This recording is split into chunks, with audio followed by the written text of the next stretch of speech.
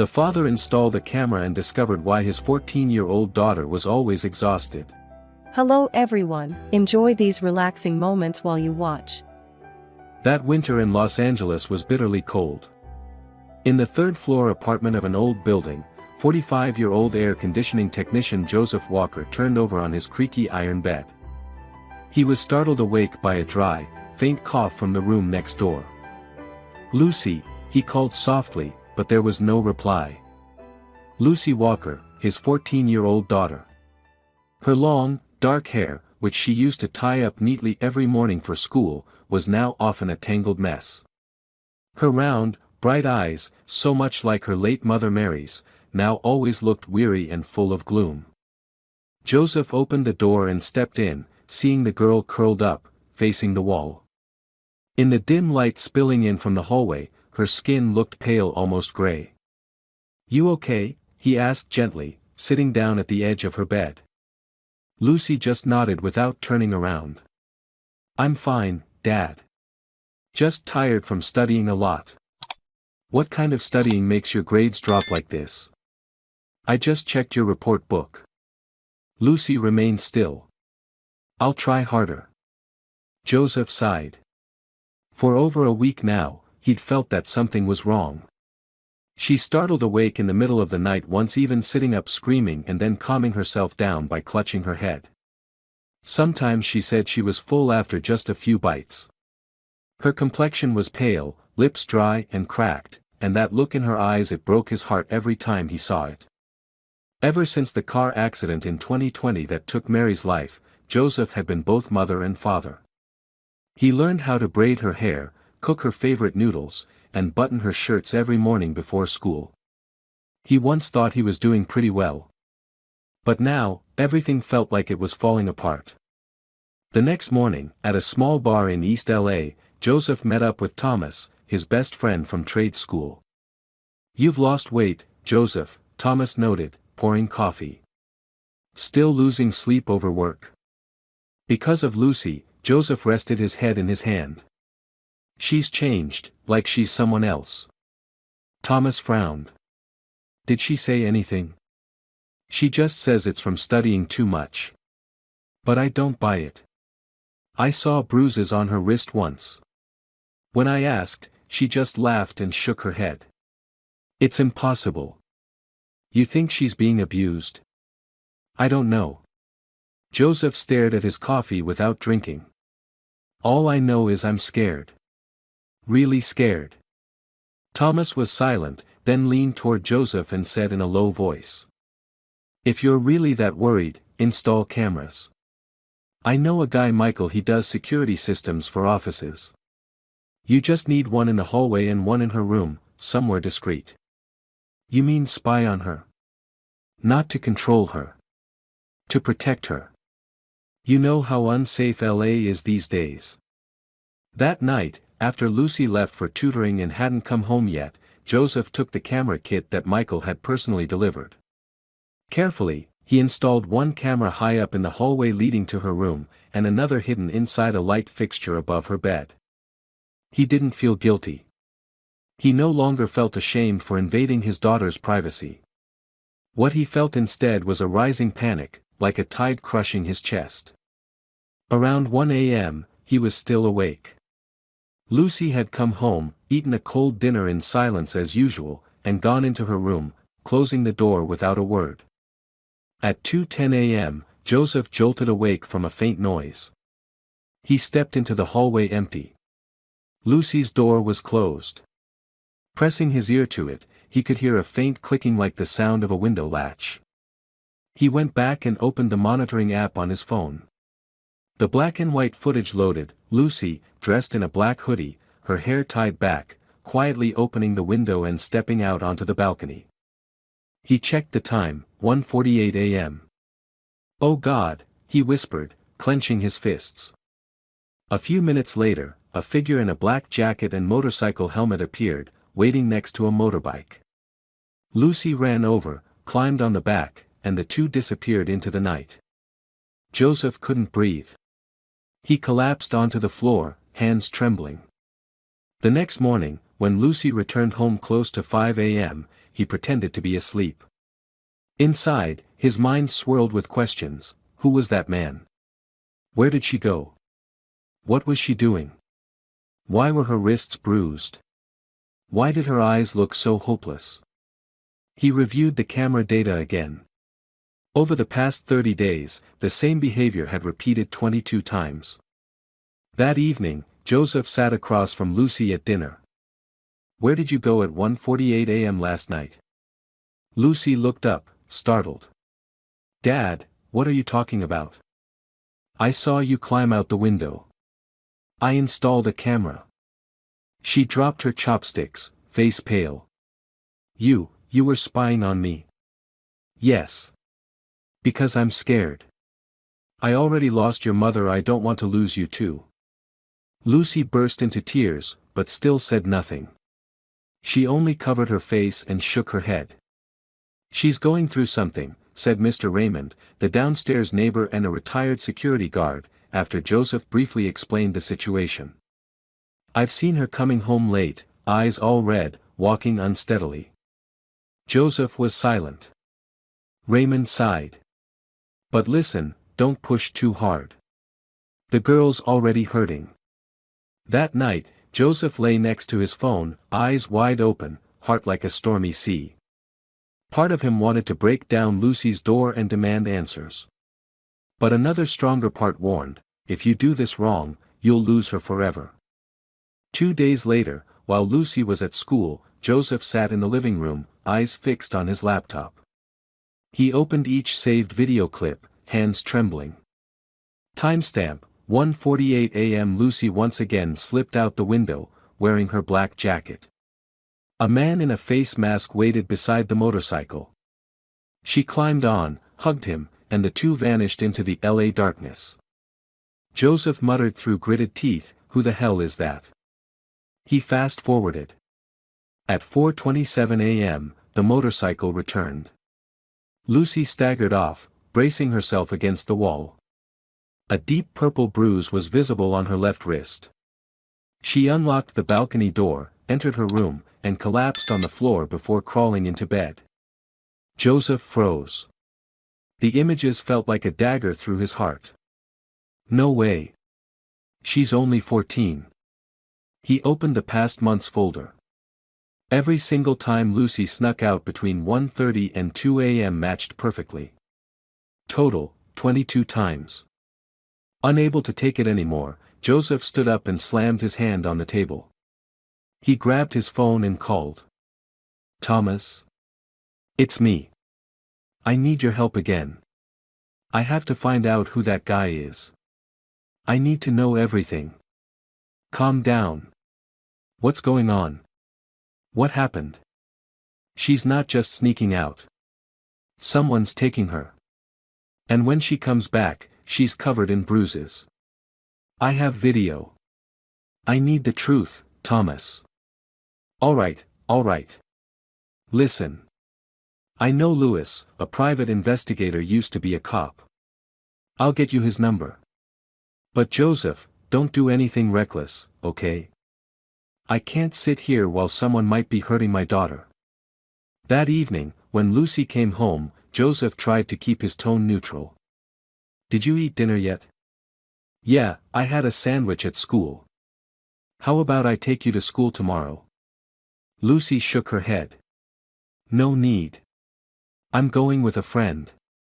Which friend? She paused. Laura. My math classmate. Joseph nodded but didn't take his eyes off her face.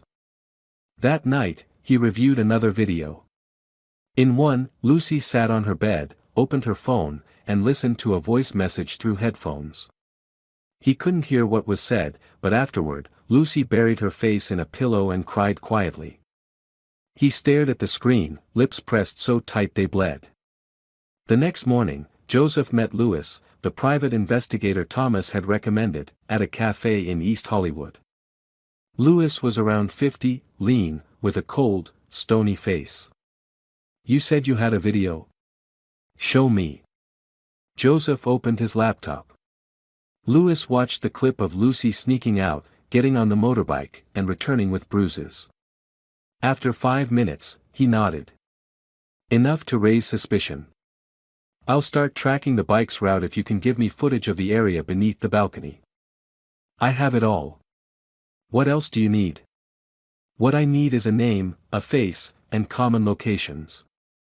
Once I have that, I'll let you know what your daughter's getting dragged into. How long? Give me a week. But Joseph, Louis looked him dead in the eyes. If the truth is worse than you expect, are you ready to face it? Joseph clenched his fists. I lost my wife. I can't lose my daughter too. 3 days later. Louis called, urgency in his voice. You free? Come with me tonight. I followed them 3 nights. But, you need to be prepared. That night, the 2 wore face masks and baseball caps, quietly tailing the black motorbike with LA plate 325 GXC.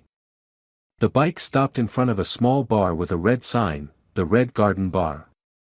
Louis whispered, this place is known for middle-aged men. There's a checkpoint at the entrance. I'll come in after you, pretend I'm a regular. Just go in naturally. Don't raise suspicion. Joseph swallowed hard. He stepped through the red wooden door, greeted by flickering yellow lights and the heavy stench of booze and smoke. A large, balding man in his 40s looked at him. Got an appointment? James sent me. Said this place had a good vibe. The man eyed him for a moment, then nodded. Sit over there. Joseph walked in quietly. Inside, loud music throbbed under garish lights. Young girls in skimpy uniforms moved from table to table, pouring drinks, offering forced smiles. And then, he saw Lucy. She kept her head down, holding a bottle of liquor, pouring a drink for a middle-aged man whose red face and slurred words made Joseph's blood run cold. Come on, sweetheart, give me a smile. Who taught you to frown like that? Lucy looked nervous and took a step back. The man burst out laughing and yanked Lucy's sleeve hard. Startled, she dropped the bottle of liquor. The loud shattering sound froze the whole room for a few seconds. Immediately, a fat, bald man in a white dress shirt stormed out from behind the bar and rushed over to Lucy. What the hell was that? He shouted. Lucy bowed her head. I'm sorry. Lawrence, another girl whispered in Joseph's ear as she walked past him. That's the manager here. Mess with him and you won't make it out alive. Lawrence glared at Joseph, as if sensing his stare. He marched over and stood between Lucy and Joseph, narrowing his eyes. New here? You look familiar. I was just checking the place out. Seems lively, Joseph said, trying to stay calm. If you're just looking, be careful where your eyes go. This is a discreet place, we don't like people staring. Lawrence sneered, then turned away. Lucy was pulled backstage by another girl. Before disappearing, she caught sight of Joseph. Her expression was a mixture of shock, fear, and heartbreak. Joseph turned his face away, hands clenched so tight his nails broke the skin on his palms. Louis approached from another corner, pretending to order a beer. Get out. Don't let him remember your face. Outside, Joseph leaned against the wall, face pale. Louis took a drag from his cigarette, staying silent. Finally, he spoke. You understand now, don't you? She didn't go there on her own. But if this gets investigated, he'll claim your daughter consented. Current laws don't protect 14-year-olds unless there's clear evidence of coercion. Joseph closed his eyes and whispered, I have to save my daughter, whatever it takes. 2 days later, Joseph didn't go to work. He called in sick for his maintenance shift at St. Mary's Medical Center. In truth, he hadn't slept the entire night. The same images kept replaying in his mind, Lucy's frightened eyes, her bruised hand, Lawrence's threats. And the horrifying truth, his daughter was serving drinks to grown men in a secret bar. He sat in the tiny kitchen and played the video again. Every time he watched, it felt like his insides were being clawed apart. Lucy never deserved any of this. At exactly 12:45 a.m., he put on his old jacket, a baseball cap, and a mask. He slipped a mini chest-mounted camera provided by Lewis into his shirt. He also brought a small knife. Not to use, but to remind himself, this time, there was no backing down. On his phone screen, he monitored Lucy as she prepared to leave her room. 1:41 a.m. She climbed out the window again and descended quietly. Joseph stood under the stairwell of the apartment building, heart pounding. The same masked young man picked Lucy up on that familiar motorcycle. "Damn it, it's him," Joseph growled. He quietly followed by taking the night bus. With Lewis tracking GPS, he knew the usual route the motorcycle took it would soon veer into East Hollywood, where dozens of front bars disguised illegal operations all night long. At 2:12 a.m., Joseph stood across the street from the Red Garden Bar, red neon light glowing dimly from the sign. He muttered, "Just once. I only need to witness it once." When he stepped inside, loud music immediately slammed into his ears. The air reeked of smoke and cheap wine. The room was dark, with only a few tables still occupied. Young girls in short red skirts and white tops moved about like sad puppets. Lucy stood by the bar counter. Her face was bare, her eyes lifeless. A man around 50 sat beside her, holding a glass of wine, talking and chuckling. "Come on, sweetheart, don't frown like that. Give me a smile and I'll tip you $5. Lucy held the bottle and poured him a drink, eyes averted. The man placed his hand on her waist. Lucy flinched slightly. "Heard you're new here. New girls are always the tastiest." A soft clinking sound. Joseph clenched his fists, his eyes blazing with rage. A girl around 16 with curled reddish-brown hair approached Joseph. "First time here?" she asked. "I'm Martha." "Yeah, first time. Wanna pick someone? I can take you to a private booth." Joseph gritted his teeth. "The girl in the corner, what's her name?" Martha glanced over, then shook her head. "Don't get involved with her. Lawrence locked her up all night yesterday for refusing a client." "What?" Martha leaned in closer and whispered. "Her name's Lucy. Looks young but tough. Still, after enough threats, she's as tame as a puppy." "Threats?" "Manager installs cameras, records them, serving clients. Then threatens to leak the footage online. Happens to all of them." Joseph's world spun. He turned to approach Lucy, but Lawrence appeared out of nowhere, blocking his path with a sneer. "Always interested in that one, huh? Is there a problem?" "No. She just looked familiar." "Nothing's familiar here. Only one rule, no questions, no staring, no touching unless you pay." Joseph swallowed hard and stepped back. He forced himself to stay composed. He needed patience. He had to capture this. At 2:43 a.m., a salt-and-pepper-haired man in a suit walked in. He nodded at Lawrence, then pointed to Lucy. Lucy stepped forward, forcing a smile as she poured him a drink. But when he whispered in her ear, her face went pale and she instinctively stepped back. He grabbed her wrist and leaned in close. "I already paid. Don't want to do it? I'll call Lawrence." Lucy trembled, her voice barely audible. "Please don't. I only serve drinks. You don't make the rules here." He yanked her to sit beside him.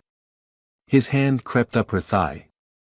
Joseph stood from his seat, gripping the chest camera tightly. He staggered out of the bar, gasping for air. A male server in his 30s passed by. Seeing Joseph stumble, he asked, "Need some water?" Joseph steadied himself. "Let me ask you something, is this place licensed?" The man looked at him and snorted. "Licenses here are for wiping your mouth." Joseph exited the Red Garden bar like a man drowning. Outside, a light drizzle fell. Louis was already waiting in the car, door open. "You get it on camera?" "Yes." "Clear face. Clear audio. Good. But don't take it to the cops yet. If Lawrence has connections, they'll bury the evidence." Joseph said nothing. His teeth clenched. His lips bled. "I have to save my daughter. Even if it kills me." The next morning, as Lucy sat eating breakfast, she said nothing. Joseph kept his tone natural. "Did you sleep well last night?" "It was okay," Lucy replied, staring into her watery porridge. "I've got a late shift tonight, new company's AC system. I'll be back late." Lucy nodded. No questions. As she walked to her room, Joseph heard the lock click. He turned to Thomas, standing in the hallway, his face tense. "Look at me, Joseph. This isn't just your private matter anymore. I know. You need the press. Someone credible. Cops won't act. Without public pressure, no one cares about exploited kids. You know anyone trustworthy?" Thomas was quiet for a moment, then said. "Claire Morgan. Investigative reporter for El Diario. She's the one who exposed that underage bar ring in El Paso. Brought down the whole network." Joseph nodded. "Give me her number." He clenched his fist. In his mind echoed Lucy's voice from long ago, her innocent laugh on a spring afternoon. "Daddy, you know what? I want to be an artist. I want to paint the whole world." Now, she didn't even dare to draw herself. The next afternoon, Joseph sat at Sunlight Alley Cafe in Boyle Heights, where he'd arranged to meet Louis.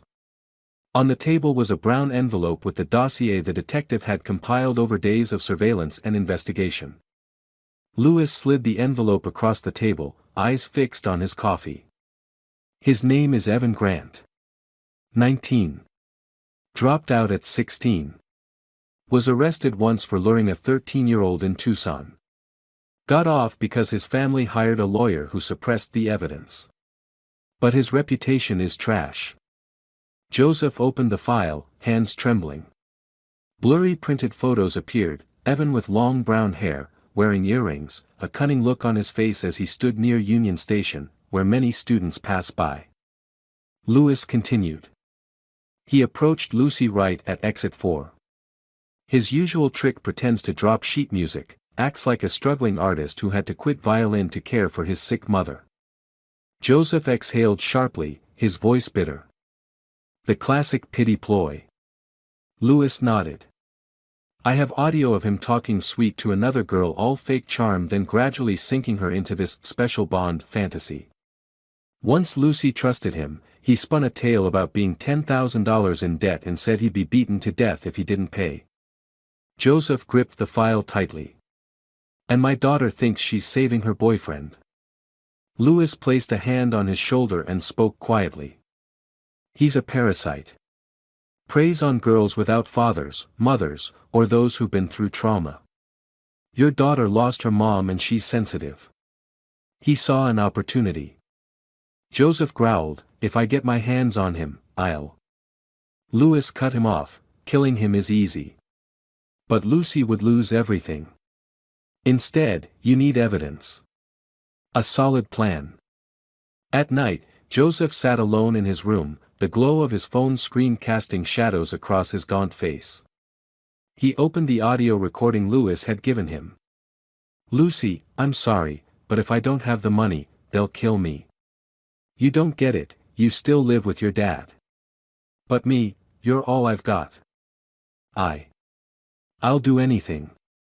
I don't want to lose you. There's this place, it's easy work. Just serving drinks, listening to music.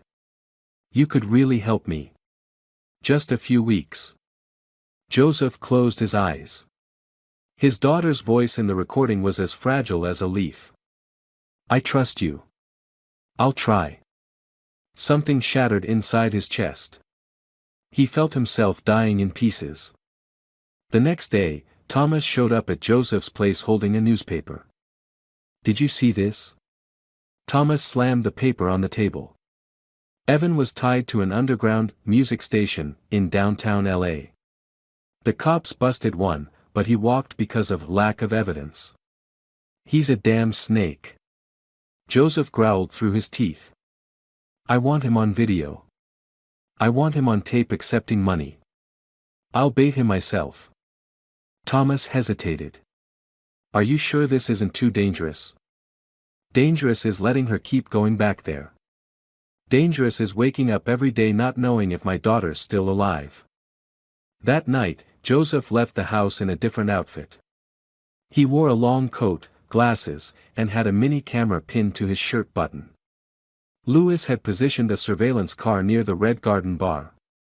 Inside the bar, Evan was chatting and laughing with Lawrence at the counter. He wore a leather jacket, smoking a cigarette, cocky and arrogant. Joseph sat at a nearby table and placed a recording device on the chair next to him. "You said that girl's real obedient?" Lawrence asked, glancing around. "Piece of cake. She cried last night when I told her I might quit. Think about it, a lovesick little girl. There's nothing easier to control." Lawrence scoffed and pulled out an envelope.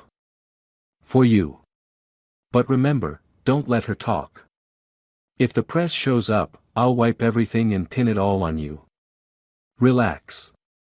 I told her I owe the mafia. She's terrified they'll kill me."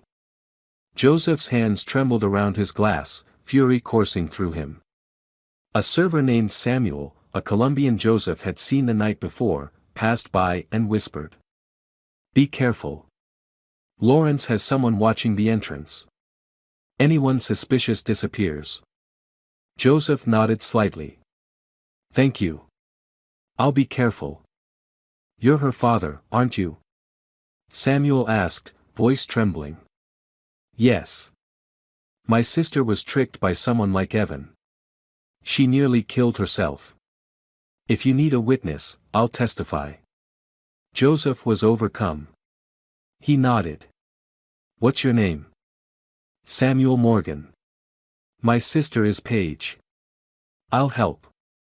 On the way home, Joseph listened to the recording again. Evan's and Lawrence's voices echoed in the darkness. That casual tone, that shamelessness, that pleasure in a child's suffering made Joseph's blood run cold. When he got home, Lucy was already asleep. Joseph stood silently outside her door. Through the crack, he could see her curled up, hugging a pillow, eyes tightly shut. Her schoolbooks lay open on the desk, handwriting trailing off mid-sentence. He whispered through clenched teeth, "I will save you. Even if I have to burn those devils to the ground." The next morning, Joseph met with Louis again and handed over all the newly recorded data. Louis reviewed it and muttered, "That's enough. We have an indirect confession, footage of him taking money, and a potential witness. So what now? We can't go straight to court. The cops will bury it. We need the press. We need to go public. Loud enough that they can't ignore it." "Claire Morgan?" "Yes. I contacted her. She agreed to meet you tomorrow night." Joseph nodded. The fire in his eyes wasn't hope, it was a storm ready to erupt. That afternoon, when Lucy got home from school, Joseph was already waiting at the door. His face showed no anger, no interrogation, just a quiet stillness like a lake before a thunderstorm. Lucy took off her shoes, hung her backpack, and walked silently to the kitchen. "Have you eaten?" Joseph asked, pouring water. "No, sir." Her voice was hoarse and tired. He placed the glass in front of her and sat down. "Can you be honest with me?" Lucy froze. "About what?" "I know you didn't go there willingly." Lucy stared at the table. "I know Lawrence has cameras. I know they used the footage to threaten you. I know you're scared." She began to tremble, lips pressed tight. Moments later, the tears came, and her voice cracked. If they released that video, I wouldn't survive. When did they film it? The first night. I thought I was just pouring drinks. But a man touched me. I tried to push him away, then I was dragged into a room. I don't remember everything, just red lights, and a camera. Joseph clenched his fists until his knuckles turned white. They did that to a 14-year-old girl. Lawrence said if I talked, the video would go to school, go online. Mom would be ashamed if she were alive, you'd lose your job, they'd kill both of us. No one has the right to destroy you like that, Lucy. Lucy buried her face in her hands, sobbing. I'm sorry. I just wanted to help Evan. I was stupid. Joseph pulled her into his arms. He said nothing. His throat burned, but his heart felt frozen. The next morning, he met with Lewis, bringing a USB drive containing the clearest security clips showing Lucy leaving home at night and returning with bruises. What are you planning to do? Lewis asked, holding a cup of strong black coffee. Give it to the police. Lewis frowned. I warned you without public pressure, the police won't act. I have to try. If they ignore it, at least I'll have a reason to expose them later. The local police station was on Jefferson Avenue. The officer on duty was a young woman named Teresa Reed, around 30, dressed neatly in uniform with the calm air of an administrative worker. What crime are you reporting? She asked after skimming the initial report. Minor exploitation, blackmail via recording, forced labor. Teresa nodded, typing. Victim's name? Lucy Walker. 14. My daughter. Name of the suspects? Lawrence, owner of the Red Garden Bar, and Evan Grant, the one who lured her in. Teresa paused. Lucy lives with you? Yes. Has she clearly stated she was forced? Joseph clenched his fists. She's traumatized. But I have video her sneaking out at night, returning bruised and terrified. He handed her the USB. Teresa plugged it in, scrubbed through the footage, then shook her head. Mr. Walker, under U.S. law, from the age of 14, unless there's clear evidence of coercion, we can't prosecute for exploitation. What? Isn't this enough? A video showing her bruised, sneaking off at night with a man who has a record of luring minors. I understand your concern. But there's no explicit criminal act on camera. The girl hasn't made a formal accusation. No footage of coercion or evidence of the blackmail you described. He threatened to leak the video. If my daughter speaks out, they'll destroy her. Teresa shrugged. We can't act on assumptions. If you have the actual footage Lawrence recorded, submit it. I don't have that. Lawrence has it. He's using it to blackmail my daughter. Then I'm sorry. We can't open an investigation based on indirect statements. Joseph shot to his feet, his voice low and shaking. So if a child is secretly filmed being abused, the police just wait until it's posted online before acting? Teresa replied coldly. I'm following protocol. If you gather more evidence, come back. Lewis pulled Joseph outside. As the door closed behind them, Joseph punched the wall hard. Bastards. Wearing uniforms just to quote regulations like robots. Lewis sighed. I told you. They won't lift a finger without public pressure. This system exists to protect the powerful. And to break parents like you. I won't sit quietly. That night, Joseph returned home and found Lucy curled in the corner of her room, hugging her pillow, eyes blank. He sat down beside her. I'm sorry. I went to the police. Lucy didn't react. They refused. Said you consented. Said there's not enough evidence. That a 14-year-old doesn't deserve protection unless she cries for help. A tear slid down Lucy's cheek. So. I'm the one at fault. No. You're a victim. You're my daughter. Lucy whispered. Dad, if I didn't exist, things would be easier. Joseph gasped, pulling her into a tight embrace. Don't say that.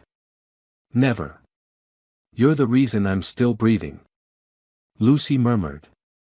You'll hate me, if you know what I've done. No. I only hate those who made you suffer. That night, after Lucy fell asleep, Joseph sat at his desk, going over every clip, every audio, every note. He began crafting a plan in his mind. The police won't act. Then he would. With everything he had left.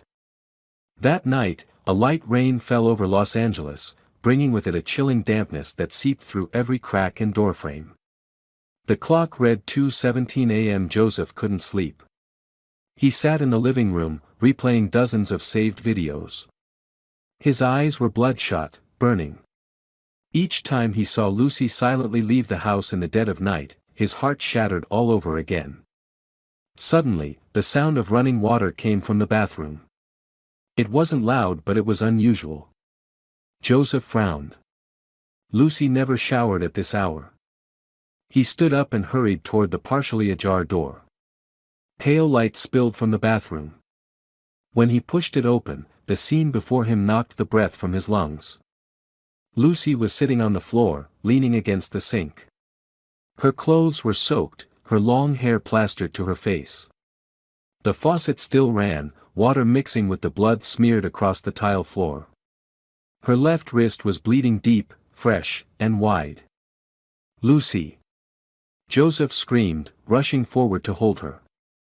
Lucy opened her eyes slightly, whispering. I'm sorry. If you knew what I've done, you'd hate me. No. Never. Joseph grabbed a towel, pressing it tightly to her wound, his hands trembling. Don't say that. You've done nothing wrong. Nothing at all. He scooped Lucy up in his arms, her blood staining his sleeves. He ran, shouting. Help. Someone help me. Call an ambulance. Please.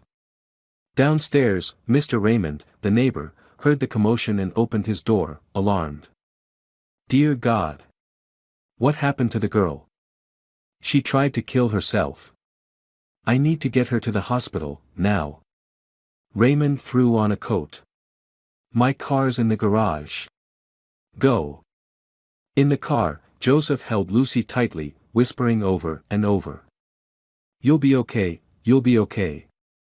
I'm here. St. Vincent Medical Center glowed through the rain. As the doctors wheeled Lucy into emergency care, Joseph was stopped in the hallway. He stood frozen, covered in blood, staring at the closed doors.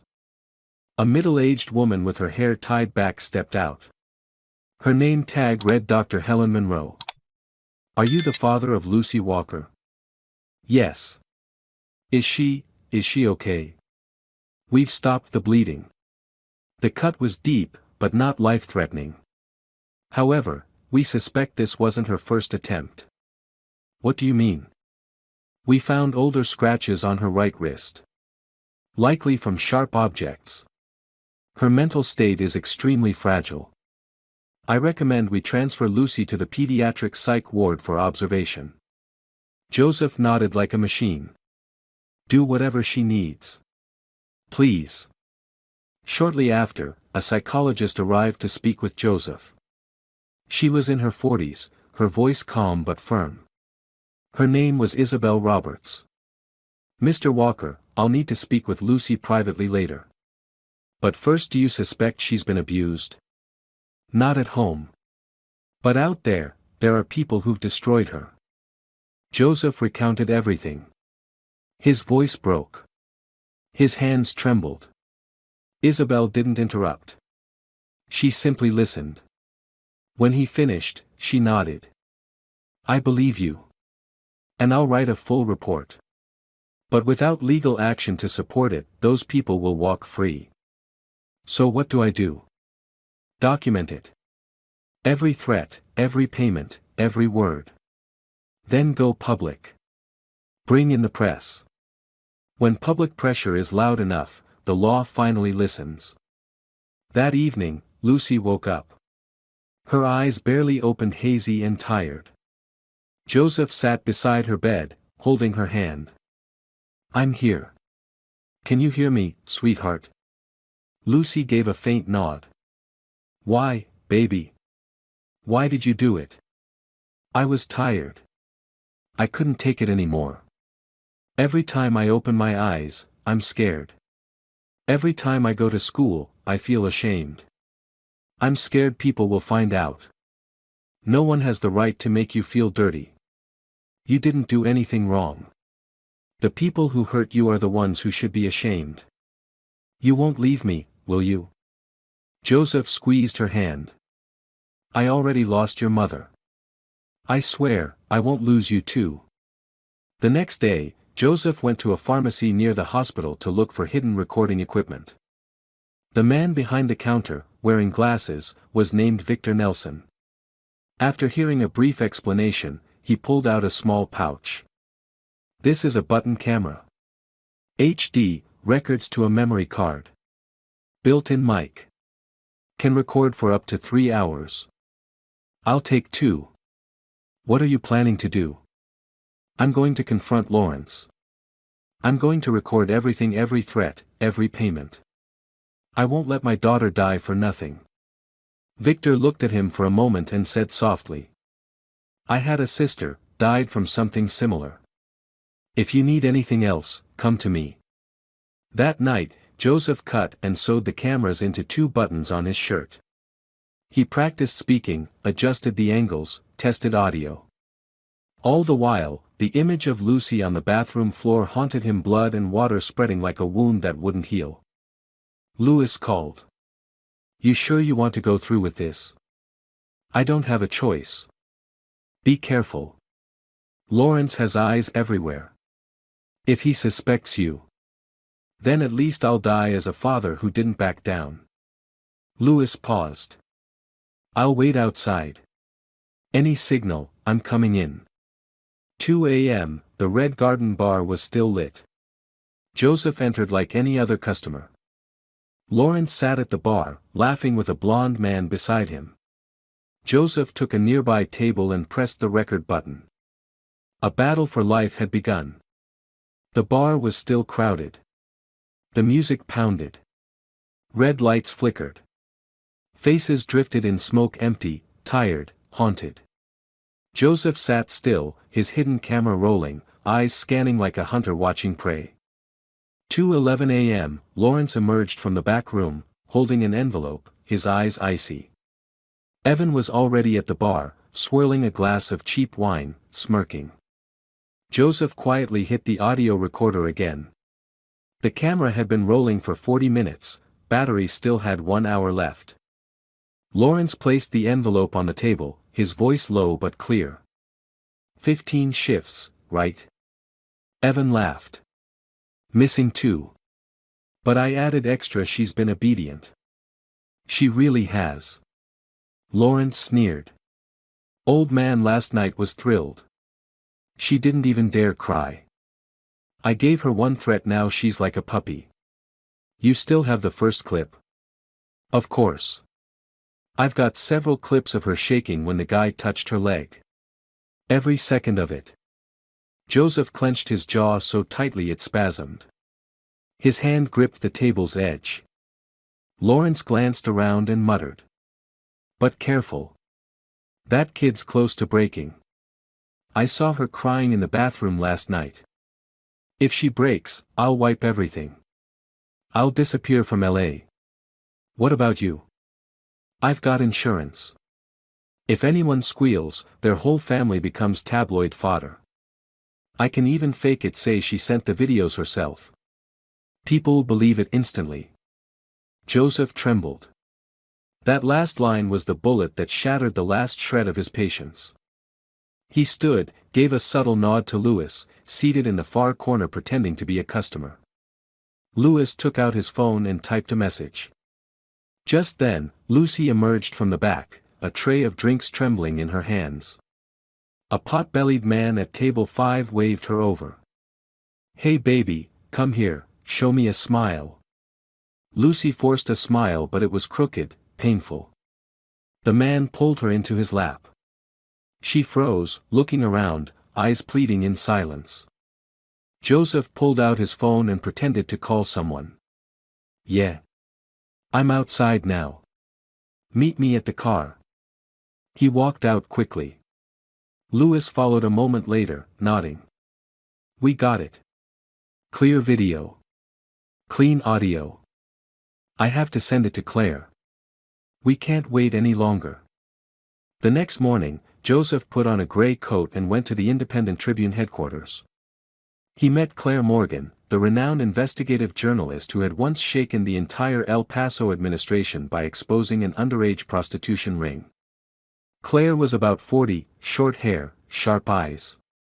As they shook hands, she said, "You're Joseph Walker.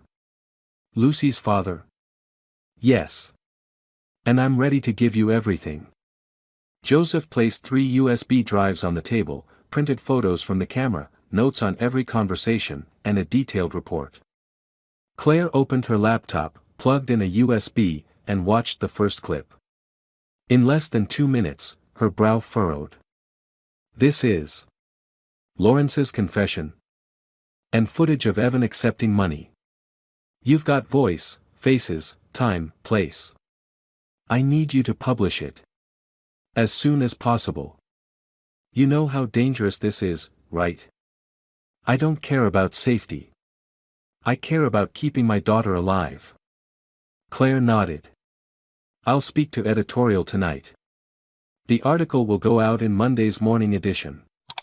But what? There will be pushback. They'll try to suppress it. Deny everything. Sue us. You need to be prepared. If needed, we'll hide your identity and Lucy's. No. I want people to know. I'm her father. And I won't let my daughter be discarded. Claire looked at Joseph for a long moment. Then she said gently, "You know, some people never speak up their entire lives.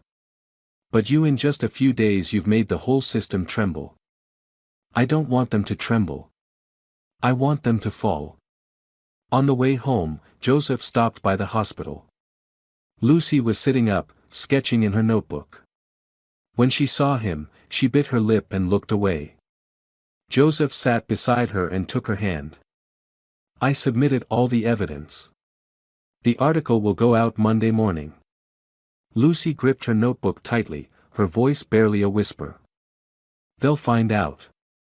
Will they punish those people?" "Yes. But what matters most, is that you're alive. That you're human." Tears streamed down Lucy's cheeks. "I'm sorry." "Don't. You have nothing to be sorry for." Monday. On the front page of major U.S. newspapers. Father exposes underage exploitation ring in Los Angeles, suspect identities revealed. The police could no longer ignore it. Under the pressure of public outcry and the media, an official investigation was reopened within 24 hours. The hidden camera footage was reviewed and verified. The court issued emergency arrest warrants for Lawrence Martin and Evan Grant, charging them with organizing the exploitation of minors, blackmail via recorded footage, and witness intimidation. The Red Garden Bar was shut down. During a nighttime raid, police discovered 14 girls under the age of 17 forced to work under inhumane conditions. As cold handcuffs clicked shut on Lawrence's wrists, he turned and shouted at the crowd of journalists. "I have people backing me. You'll all regret this." A police officer, Officer Teresa Reed, the same one who had previously dismissed Joseph's report, responded sternly. "This time, it's all out in the open. You'll be the one regretting it." 3 months after the exposure of the Red Garden Bar case, spring quietly arrived in Los Angeles, bringing soft sunshine and gentle breezes. Joseph took Lucy away from the city, away from the smoke, the traffic, and the dark memories that lingered on every corner. They moved to a small village called Pine Valley, about 60 miles from the capital. A place with clean air, birdsong every morning, and red dirt paths winding through olive fields. Joseph sold all his old tools, leaving behind his air conditioning repair career after more than 20 years. The modest amount of money he earned from selling his equipment, combined with a support grant from a child protection organization, was just enough for him and Lucy to live simply in a humble rented house with a red-tiled roof and windows that looked out toward the San Gabriel Mountains. That morning, Lucy sat on the porch holding a blank sketchbook. At 14, she was thinner than before, but her eyes were different. No longer filled with fear now, they held a quiet calm, signs of healing. Joseph brought out 2 cups of hot cocoa. "What special dish are we cooking today?" he asked with a soft smile. Lucy looked up, her lips curling gently. "Yesterday you said stir-fried chicken with mushrooms. But you said the same thing the day before." "Well, I'm still training. Got to get it right eventually." Lucy giggled, a sound Joseph once thought he'd never hear again. "Dad." "Yes, sweetheart. Did you really quit being a repairman?" "Yep. I quit. Now I'm a full-time chef and part-time mailman for the village." Lucy rested her head on her knees, her voice barely above a whisper. "I'm sorry, for making you give up so much." Joseph placed his hand gently on her shoulder. "You didn't make me do anything. I chose this. I did it willingly. And if I had to start over, I'd choose it all again." One afternoon, Lucy walked over to her father while he was pulling weeds in the small backyard garden. "Dad. I drew something again." Joseph wiped his hands on his pants and took the sketchbook from her. On the first page was a black and white pencil drawing, a little girl sitting curled up in the rain, her hair soaked, her eyes downcast.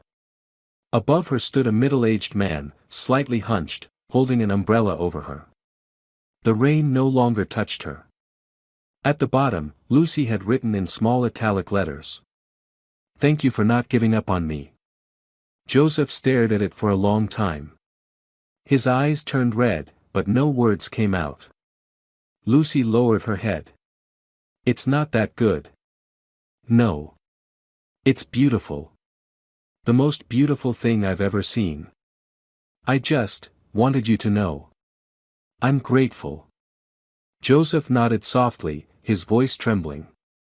"And you should know something too, from now on, whenever it rains, I'll always run toward you with an umbrella.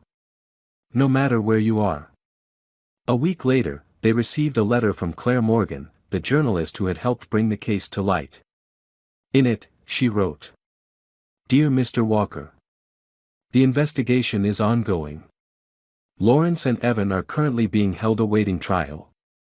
The footage you provided has become key evidence that helped rescue 14 girls. Including Paige, the sister of Samuel, the man who offered to testify. I just wanted you to know, lives were saved, because you didn't give up."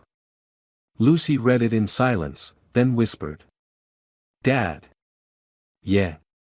Is it true, that many people were saved?" "Yes. And one of them, is you." Lucy closed her eyes. A tear rolled down her cheek. No sobbing. No shaking. Just a single, clear drop like spring rain falling softly on an old tile roof. A few weeks later, Dr. Isabel Roberts came to visit. She had been monitoring Lucy since her admission to the psychiatric unit. "She's making great progress," Isabel told Joseph after their session. "There are still deep wounds, but she's no longer avoiding things like before. And more importantly, she's started telling stories." Joseph blinked. "Stories?" "About her mother, about school, about the afternoons the two of you used to eat ice cream at Echo Park. And today, she talked about her dream of becoming an artist." Joseph smiled. "She used to say that. But it all got crushed by the hands of those monsters." "No. Not crushed. Just folded for a while. And now, it's starting to unfold again."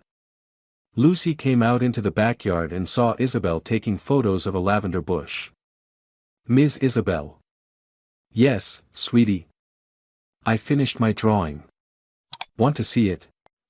Isabel smiled. I'd love to.